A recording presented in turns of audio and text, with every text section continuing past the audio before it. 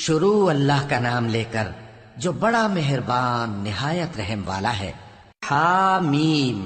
یہ کتاب رحمان و رحیم کی طرف سے اتری ہے، ایسی کتاب جس کی آیتیں جدا جدا بیان کی گئی ہیں، یعنی قرآن عربی، ان لوگوں کے لیے جو سمجھ رکھتے ہیں، جو بشارت بھی سناتا ہے اور خوف بھی دلاتا ہے، لیکن ان میں سے اکثر نے منہ پھیر لیا اور وہ سنتے ہی نہیں، اور کہنے لگے کہ جس چیز کی طرف تم ہمیں بلاتے ہو اس کی طرف سے ہمارے دل پردوں میں ہیں، اور ہمارے کانوں میں بوجھ یعنی بہرا پن ہے، اور ہمارے اور تمہارے درمیان ایک پردہ ہے، تو تم اپنا کام کرو، ہم اپنا کام کرتے ہیں۔ کہہ دو کہ میں بھی آدمی ہوں جیسے تم، ہاں مجھ پر یہ وحی آتی ہے کہ تمہارا معبود ایک ہی معبود ہے، تو سیدھے اسی کی طرف متوجہ رہو اور اسی سے مغفرت مانگو۔ اور مشرکوں پر افسوس ہے جو زکوٰۃ نہیں دیتے اور وہ آخرت کے بھی منکر ہیں۔ جو لوگ ایمان لائے اور عمل نیک کرتے رہے ان کے لیے ایسا ثواب ہے جو ختم ہی نہ ہو۔ کہو کیا تم اس ذات کا انکار کرتے ہو جس نے زمین کو 2 دن میں پیدا کیا اور بتوں کو اس کا مد مقابل بناتے ہو؟ وہی تو تمام جہانوں کا مالک ہے، اور اسی نے زمین میں اس کے اوپر پہاڑ بنائے اور زمین میں برکت رکھی اور اس میں سامان معیشت مقرر کیا، سب 4 دن میں، اور تمام طلبگاروں کے لیے یکساں۔ پھر وہ آسمان کی طرف متوجہ ہوا جبکہ وہ دھواں تھا، تو اس نے اس سے اور زمین سے فرمایا کہ دونوں آؤ، خواہ خوشی سے خواہ ناخوشی سے۔ انہوں نے کہا کہ ہم خوشی سے آتے ہیں۔ پھر اس نے 2 دن میں 7 آسمان بنائے اور ہر آسمان میں اس کے کام کا حکم بھیجا، اور ہم نے آسمان دنیا کو چراغوں یعنی ستاروں سے سجایا اور شیطانوں سے محفوظ رکھا۔ یہ اسی زبردست باخبر کے مقرر کیے ہوئے اندازے ہیں۔ پھر اگر یہ منہ پھیر لیں تو کہہ دو کہ میں تم کو ایسی چنگھاڑ کے عذاب سے آگاہ کرتا ہوں جیسے عاد اور سمود پر چنگھاڑ کا عذاب آیا تھا،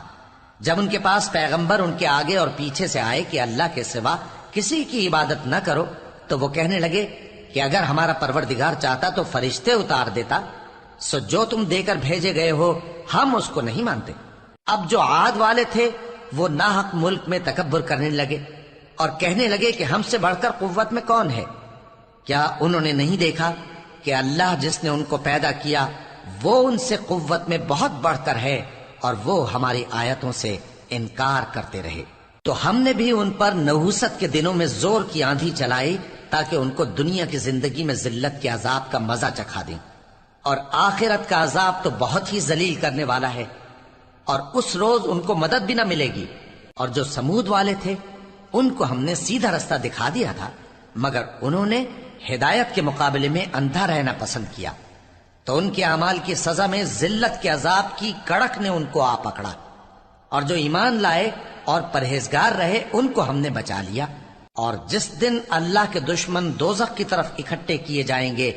پھر ان کی الگ الگ جماعتیں بنائی جائیں گی، یہاں تک کہ جب دوزخ کے پاس پہنچ جائیں گے تو ان کے کان اور آنکھیں اور کھالیں یعنی دوسرے اعضاء ان کے خلاف ان کے اعمال کی شہادت دیں گے، اور وہ اپنی کھالوں یعنی اعضاء سے کہیں گے کہ تم نے ہمارے خلاف کیوں شہادت دی؟ وہ کہیں گی کہ جس اللہ نے سب چیزوں کو نطق بخشا اسی نے ہم کو بھی گویائی دی، اور اسی نے تم کو پہلی بار پیدا کیا تھا اور اسی کی طرف تم لوٹائے جا رہے ہو۔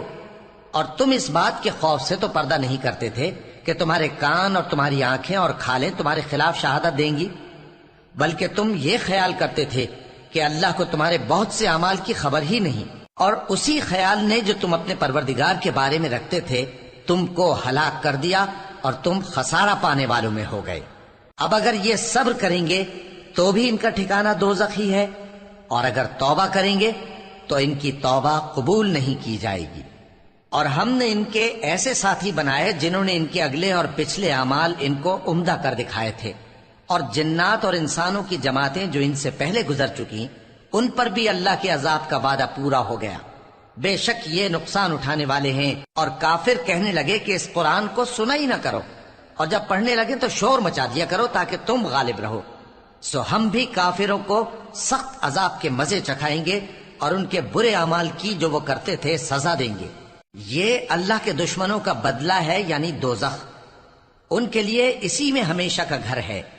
یہ اس کی سزا ہے کہ ہماری آیتوں سے انکار کرتے تھے۔ اور کافر کہیں گے کہ اے ہمارے پروردگار، جنوں اور انسانوں میں سے جن لوگوں نے ہم کو گمراہ کیا تھا ان کو ہمیں دکھا کہ ہم ان کو اپنے پاؤں تلے روند ڈال